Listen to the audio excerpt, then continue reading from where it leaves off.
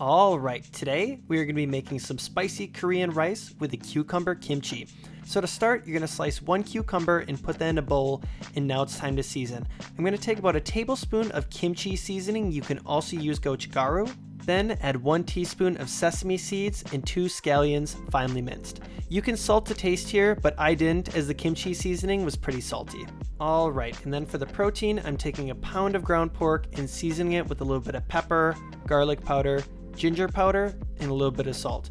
You're going to combine this together and then put off to the side until you're ready to cook. For the rice, I'm simply doing this in a saucepan. I'm taking 2 cups of rice and then going to take 2.5 cups of water, give it a stir, and then put it on the stove. You can wash your rice, and if you do, just use a little bit less water. Now for the sauce, you're going to take a 1/4 cup of gochujang, 2 tablespoons of water, 1 tablespoon of rice vinegar, a tablespoon of the kimchi seasoning that we used earlier in the cucumber, tablespoon of sesame seeds, and then a little bit of grated ginger. To finish off, I'm pressing 1 large clove of garlic. We'll give this mixture a little stir and set aside for later.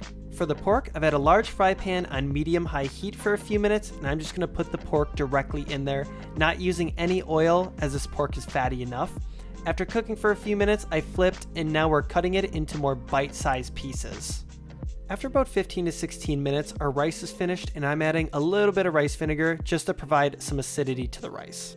Once the pork is finished cooking, you're going to turn the heat to low, and then we're going to add our sauce directly into the pan, giving it a nice stir, and then we're going to have this cook for probably about a minute or two, just until the sauce has thickened. And for the final plating presentation, I generally like to fill up the bowl about halfway with rice, leaving plenty of room for the cucumber kimchi.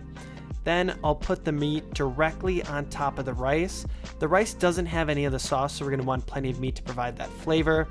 And then add a little bit of extra scallions from earlier. And the final touch is going to be some sesame seeds on top.